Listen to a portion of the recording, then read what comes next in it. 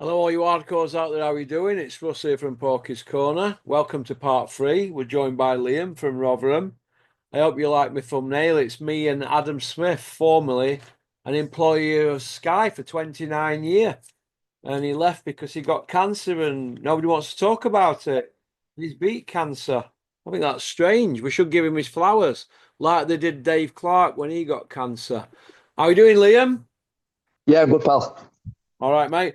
Daniel Dubar, tell me about him because he's very, very quiet at the moment. He pulled out of a fight with 48 hours to go, a big, massive fight in Saudi. 48 hours to go. He's pulled out. He's still not done an interview. Do you find that strange, Liam? Very strange. He's either got a massive offer on the table, a Usyk offer, or he's took something he shouldn't, in my opinion. Think he could have took something and it's a mistake because Bricktop gave us half a story, didn't he, about antihistamines? Yeah, I think so. I mean, what were they? Billy Joe tested dirty for it were a nose spray, weren't it? Did he have a He said flu what or something? tested for, you're finding no spray. You don't mean to say you were spraying something up his nose. You know that. Right, okay. Yeah. But Uh, my argument with that is that Dominic Ingle flex. He's had three guys test dirty on his watch, but nobody seems to pull him about it on that Coppers channel, do they? Boxing King Media. All right, PC Gully, hope you're well. I just thought I'd get that in. Yeah. So I don't know what to make of it all, to be honest. This with Dubar, aka John Coffey. I don't know. He's gone missing, hasn't he? Maybe he's gone to Mouseville to see his mate Dell, from the Green Mail. Green Mile, yeah. Yeah, he's not done one interview, has he, They don't since he let pulled him out? interview, do they, in case he gets tongue tied? I mean, could you imagine in it? Could you imagine him ordering fish and chips in a chip shop in for him and his missus on a first date? I mean, how would he go about Yeah, I know what you mean. He's I don't know. He comes across as a nice bloke, but a little bit dense. A bit like Joe Joyce, to be fair. that? Joe Joyce, is he still about? Joe Joyce, is he still in mix, Liam? He is, yeah. Look, he's got a fight lined up, hasn't he, with Ergovic. Yeah, good old Joe Joyce. Last time I saw him, he sounded like Fred Doo's dog, Scooby. Yeah, I know. Dillian White said he's buffering, which I thought were a little bit disrespectful, but he does get that impression sometimes. What do you think is going to happen to Dillian White now? 37-year-old with a damaged hand. And he's let somebody else down on yet another show, like he did the Joshua one. And you think it could be game set and match for the can man? He's done. He's done, Dillian. He's just you can't pop dirty four times, let big promoters down, not turning up for press conferences, pulling out injured, getting iced by a 40-odd-year-old Povetkin. You can't keep doing it, can you? So I think he's done. Yeah. Uh, will boxing need the Lee Eatons and Sam Joneses of this world in the next 12 months? You know, the Ponsers that are always like the middlemen, poncing a living off the fighters and doing interview after interview after interview on a daily basis. Mainly Sam does more than Lee, obviously, but do you feel that boxing is going to need these Ponzi type characters that like to, have their little slice of the cake? Your Spencer Browns of this world as well. What do you think? Unfortunately, I think we are going to need him because I can see this Saudi deal going tits up, and it's going to be back to as it was 5 years ago. Yeah. I do, yeah, yeah. And I think they are going to be needed just for they're not in boxing circles. They're irrelevant, but for your casual fan, they are entertaining, aren't they? Yeah. And that's all they're used for. They just used for entertainment and selling fights and selling shows. I mean, Sam Jones was the manager for Johnny Fisher, but I can assure you that don't mean anything. I've been sat there when promoters have been speaking on the telephones, and I know what promoters feel about these middlemen and managers and that. Look, Sam Jones, do you think Sam Jones signs off on who Johnny Fisher fights? Yes or no? No, Do you think Sam Jones is there just to put himself about on social media on a daily basis, doing interview after interview after interview that Frank Smith at Matchroom ain't got time for? Do you think that's why he's there? definitely. It's just a mouthpiece. Oh, he's basically like a walking, talking poster Yeah. of a fight. That's all he is. He's irrelevant. I don't watch him. I don't watch him. He's irrelevant to me. He don't entertain me. He don't sell me a fight. I just don't bother with him. Sam Jones, if you're listening, go suck another dick. Okay. The media lickers now don't know whose arse to kiss. You know, these YouTubers. It looks to me, looking from the outside, that some of these YouTubers, they don't know whether to have sit downs with Dana or Turkey, Hills, Bricktop, the Bob Father. Well, not Bob Aram, it's obviously Todd, isn't it? The guy who runs Top One. Oscar De La Hoya, Bernard Hopkins. They just don't know who's arse to kiss. Do you feel that sooner or later, or some of these are going to turn on them? You know, some of these camera jockeys. Yeah. Well, this is what I was saying earlier about. Let's see where loyalties lie. Let's see if they still wanting an hour sit down with Eddie Hearn and Bricktop, or let's see if they spend a lot of time around Turkey and Dana. I think they'll go where views and money is. Yeah, I do. I do. But I also think that Eddie Hills and Bricktop will try and keep them on board. And well, I can see some fallouts down the line because what it is with some of these, they get their heads turned, don't they? And they kind of look to me like they don't know what to do or who to interview or which home to base themselves with. You know, looking at it from the outside, looking in. Whereas somebody like me, I've set my store. I know what my channel is, but some of them I'm not digging out certain YouTubers, but they know who they are. They start the channel off with all good intentions, and then they see where the bread's buttered, and then they jump ship. And I'm looking at some of them, and I think you've got no loyalty whatsoever. But let's see where it ends up in about 12 months' time, because I can see a few getting dropped by the wayside. What do you think? Yeah, I think so. I mean, 5 years ago, I'd always be listening to Eddie Hills on a sit down or IFL TV or Boxing Social. I'd listen to it all the time. And now I might listen to odd one, probably maybe once a month, something like that. It's come a bit of a busted flush, especially since Eddie and Big Top have become friends. It's become boring. Yeah, Well, fake friends anyway. yeah. It's this Eddie and Bricktop loving. You know, they've been trying to outdo each other for over 40 years. You know, the Yeah, families, yeah, and to see them, these men that are supposed to be staunch. When I realised right what they're about, and I seen them hugging and giving it the well, he's not such a bad fella and all that. And don't forget, I've not really had a conversation with Bricktop. I've had a few with Eddie, but I know plenty of people who've told me plenty of things what Eddie's had to say. And now, when I seen it all, I was retching from my stomach. It was so cringe. But when I see, and to be fair, Eddie didn't hold his hand, but when Bricktop held Turkey's hand, when they were holding hands, I looked at that and I thought, wow. Because I look at it like this. If Turkey said, right, Eddie, I want to hold your cock and your cock, Bricktop. If Eddie said no, Bricktop would have said, don't worry, Spencer Brown will take your place. Turkey, if he wanted, could tell him to get a semi on, and he could walk out to the ring at Wembley and hold the cocks. And you know what? They'd let him. Looking at it from outside, I think they'd let him. I don't even think Big Top would say Spencer Brown will take his place. I think he'd say you could hold me knob in one hand and me balls in the other. Because it's that embarrassing. And now that Turkey's backdoored them, Bricktop's coming out to bat for him. But Eddie is spitting fire. He's not calling him his excellency. And he's saying, I don't agree with this and that. And we're going to butt heads, me and Dana and all that. Eddie's spitting fire and Eddie won't hold hands with him. So I'm sort of leaning back towards Team Eddie, even though I like to have a beer with him. I think Eddie's realised that, do you know what? We've been made mugs of here. But that's what greed does to you, you know. It makes you do strange things. And I look at people around all this, and the very wealthy, there's a lot of wealthy people But I think it's just the fame that they want and a bit of acknowledgement because why would you sell your soul when you've said certain things about the regime out there? We all know what Bricktop had to say about the Saudi regime when Eddie got in there first, don't we?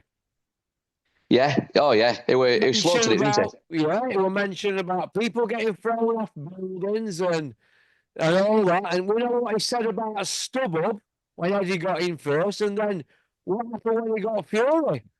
They were up for stub up then, weren't they? Yeah. It's Well, just go on. they're not. That's what I mean. There's no loyalty in any of these people. If there's money involved, if you notice, if you just follow the money trail, you'll find arse kissing and politics. Basically, it's always the same. It's the same in everything. Every walk of life, it just seems to be money and bullshit. Basically, Do you feel that Turkey's realised that Eddie Hills, the fake 7 and a half man from Bariki, 5 by 8 of course, and there's no footage, and his dad's had a production company since 1980. His only son had in amateur bouts. There's no footage, by the way. So do you think that Turkey realised that Eddie Hills, and Bricktop with old dint in his head? Do you realise that? Sorry, do you think that Turkey realised, you know what, this lot, they're not men of honour. Do you think? yeah, definitely. And I'd also say, give it 12 months, and Eddie and Frank will be at each other's throats again, saying, "Oh, you messed up the deal. No, you messed up the deal." Yeah. Oh, they'll be going to court, them. They'll be going to court. And it'll be all over YouTube. Yeah. Oh, it will. And these, Yeah, it will. yeah, and these channels will be trying to cash in on a few more views before it all goes tits up again. Yeah. Do you think that Joe McKenzie's been got at? I keep looking at his interviews last couple of days, and he's getting himself out there as this pundit and this guy to go, this go-to guy as he's selling himself off as, this straight talker, and I believe he is, but why would Duke McKenzie be coming out saying, oh, it's going to be Joshua Parker and I want to see that fight and all that, when really his normal narrative is Anthony Joshua. Well, I'm not saying he's said this, but normally he would come out with something like, well, Anthony Joshua doesn't deserve that fight. Because if it were anybody else, they'd be saying he doesn't deserve the fight, but it looks to me like Duke McKenzie might have been softened up like some other former world champions, not mentioning any names. But I just think that he's been softened up because Joshua, for me, doesn't deserve a world title shot for a vacant belt after his last performance. I don't know. What do you think? Uh, for Joshua, he shouldn't get another shot again. I mean, how many times can you get knocked out? How many world title shots has he had in total, roughly? Is it 3 or 4? Well, he's not won a world title fight, Joshua, since Pulev, and since then he's been in twice with Usyk. Did he lose it to Usyk? Didn't he? He lost. He Yeah. lost his belt. So he's had one with Usyk, and he's had one with Duar on it without a vacant. Yeah. So he's had 20. So why would he need another shot? Yeah, exactly. Parker's much more deserving. Caballel is much more deserving. Even Fury is more deserving because at least he hasn't been sparked. Yeah, is Vladimir deserving at 49-year-old? Absolutely not. That'll be a misfits fight if he comes back. Vladimir against 32-year-old Caballel, a 49-year-older who's not fought for God knows how long. When was that? 2017 April. So he's been out at ring 8 years. Vladimir. It'll be 8 year plus when he gets in. So he's 8 year plus out at ring, and they're looking at bringing him back. No, I can't see that. I think somebody's playing with Gaddy's head there, aren't they? I've heard this, and oh my God, what have you heard, Gad? Go away. You bore off. It's a crap story you're telling. Yeah, I agree. There's no way. I know Klitschko looks after himself and that, but you can't go 8 years out at ring without sparring and all that kind of stuff. I mean, we've seen it. We've seen it with Tyson. We've seen it with Holyfield when he fought Frank Mir and got absolutely battered. You can't do it. Yeah. You can't do it. A lot of people on social media are calling Dominic Ingle, aka Flex, a racist. Do you think that's a bit harsh? I do. Yeah, I think it's harsh when you've seen all colours and creeds that have Yeah, got in his gym over the years. yeah. We're going to go into bat for Dominic. Dominic's not a racist. He's not a sexist. It's easy to criticise. I mean, I'm a racist every day. I hear a nonce grass, a paedophile, sexist, ugly, goofy teeth, you name it. But don't take it to heart, Dominic. Don't take it to heart. Be thick-skinned. That's what I say. But what I will say is, Dominic, if one more person fails a drug test on your watch at the Ingle Gym or Ingle Lab, whatever you want to call it, a gym that you've had for free nearly 50 years and funded every year, by the way, if one more person fails a drug test on your watch, Dominic, will you hand your license in to the Border Control and resign from your position as a area council board member? Well, that harsh, Liam. No, which how many people pop? Three or four? Three. That we know Yeah, of. yeah. Well, no, you can't say any fairer than that, then, can you? Yeah. Three Okay. strikes and you're out. Well, it'd be four for him if he gets his next one, won't it, Dominic? Yeah, yeah. I know people can say I'm being harsh and that, but I just like to tell it straight. If it were anybody else, I'd be sticking it to him. Do you know what I mean? Yeah, it's same with Conor Ben and stuff. I was thinking earlier before we had this chat about other sportsmen that have failed a test and they've absolutely lost everything. They've lost their career, the money, the titles, everything. Whereas Conor Ben pops twice, comes back, walks straight into a multi-million-pound fight. It's unheard of in any other sport, I think. Yeah. I'm going to give a big shout out to Liam Smith, Josh Taylor, and Carl Frampton and Curtis Woodhouse for calling it correctly about Crusher Ben and sticking to the guns. Spencer Oliver tried it for about a month, a couple of years ago, or 2.5 years ago, and now all of a sudden he's I've got nothing but respect for Conor Ben and blah de blah and this and that. But I'm going to give Liam Smith, Carl Frampton, and Curtis Woodhouse respect from the Porkmeister because they've stuck to the guns all the way through. I'd ask a simple question: how's a masking agent got into your system when it be only got in by injection? In it apparently clomiphene. I'm not too sure on the drug and how it's administered, but Yeah, I know it's a masking agent. yeah. And also Frankie Gavin. Frankie Gavin as well, the fourth one. Yeah, Frankie Gavin. Yeah. Fun. And I've actually had some dealings with Frankie when I was wait for Dennis. He nearly ended up with an IBO world title fight, and the winner would have got Amir Khan, but it all fell through. But I've got no but respect for Frankie Gavin, a multi-talented kid, and I think he could have been. His career for me were that he didn't fulfill his potential, even though he were elite amateur, wasn't he? Elite. Yeah, it was brilliant. I remember one of my close friends. He had 9 shot amateurs when I was boxing as well, and he's seen Frankie a couple of times, and he said, "Watch this kid when he turns pro. He'll dominate everything." And it just didn't happen, did it? No, and another reason why I like Frankie Gavin, when Steffi Ball were an area champion and it was supposed to be next big thing in area, Frankie were an amateur and he smashed him to pieces and made him cry. I thought that was quite funny when I heard that story. Pop, pop, hang on that one, Ginger Boy. Yeah, Elmerford's pipes up. Elmerford Junior going on about the garden. He don't care what he says, and he's a nobody and all that, and he won the fight and all that.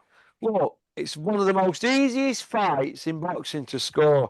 David Allen against Johnny Fisher.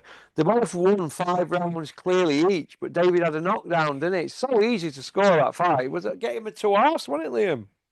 Yeah, it were probably the easiest fight to score on that card, I think. Yeah, it's just a shame, isn't it? It's just a shame that you got people who just are in denial. I mean, like I said in that video the other day, when the second fight's over, if Johnny Fisher gets the nod on the card, it looks to me like if they do fight, if Fisher don't pull out, he'll try and box Dave and try and nick a points win. They'll all end up mates. They'll all end up back there for a Chinese. The guy will be stuck up them, and he'll end up leaving the house, coming out with something like, "Well, there's a lot of swing rounds in first fight, and it depends what you're looking for, and maybe it could have gone either way." Maybe even the guy will change his mind once he gets back in the mix with the Fishers, if they win. Yep. I don't think that fight will happen. I think Fish will pull out, Yeah. get Dave a little bit older, a little bit less out of shape. He'll probably fight Tete or something like that in summer, Fisher. Uh, Okay. and then they'll get it at a later date. I think that's what'll happen. Okay, well, we'll finish off on this one then. These last two. Natasha Jonas, do we wish her well in retirement if she retires? Yeah, she's been brilliant, hasn't she? I don't watch women's boxing, but I'll always support Natasha. She's uh, just brilliant. Just seems a really nice person as well, genuine. Yeah. And Amzad Shiraz, what next for him now? Because he's been found out. They're gonna have to spoon feed him again, aren't they, to bring him back? I don't know I don't know who can fight next. Adames want to play for him. Realistically, uh, I don't know who can fight. I can see him having to drop back down to European level again. And who's going to want to fight him, right, on a Turkey show? Because he's the ambassador for Turkey. Who's going to want to fight him now, Shiraz, knowing if you don't knock him out, you're going to get jobbed? Well, exactly. That's why. That's another reason I think Big Top and when Big Top and Turkey fall out, we'll see where Shiraz goes, see where his loyalty lies. Yeah, yeah. Okie dokie. Well, Liam, it's been a pleasure to have you on. Oh, thanks for having me again. Next time you come on, put a picture up on your profile on your Zoom of anything boxing related or anything funny or whatever. And, instead of me looking at this thing that just says Liam J. Yeah, I tried doing it the other day. I did have a photo of Roy Jones and James Toney, but I just can't get it on my screen when I'm talking for some reason. Oh, well, you'll suss it out if you have a little play about with it, mate. All Yeah, right, I will do. Yeah. no problem. Well, listen, you take care, Liam. Yeah, you too, pal. Thank you, mate. Thanks for coming on. Cheers, No pal. worries. See you later. Bye. Bye. Bye. Well, that was Liam from Rotherham, Brinsworth in Rotherham. It's not far from my studio. Women loving men want to be him. Ex-amateur fighter, mate of Dave Allen's. Speaks very clearly. I like him. I'm gonna have to jazz my website up on YouTube. There's a couple of ads going to be coming off there, and there's going to be some new ones coming on when Cameron decides to pick his phone up. Cameron, when are you going to answer your phone to me? You cock. And that's about it, really. Okie dokie. Sunday night, 10 o'clock. What am I going to do now? I don't know. I might put on. Do you know what film I might put on?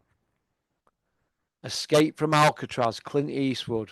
I might watch that now with a bit of lasagna and a glass of rosé. How's about that? So thanks for liking and subscribing and leaving a comment. Big shout out to Peter De Freitas. Hope you're well. Well done to Newcastle United beating my team today. I'm glad anyway because they haven't won a cup since '69. And my mate Richie, who's a Sunderland fan, he'll be devastated. And I know Phil Jeffries will be. And Phil's pals. I've lost their numbers actually in my other phone. So the kid, I forgot the kid's name. Phil Jeffries' pal. Send me an email with your number, kid. I'll put you my new number. All right, that's about it. So I hope you've enjoyed the videos today. And Porky's Corner will return on Tuesday. Booyaka. Max! Don't even get in touch with me, Max, till you're a middleweight. That means I'll probably never have to speak to you again. All right, you potato. Peace out.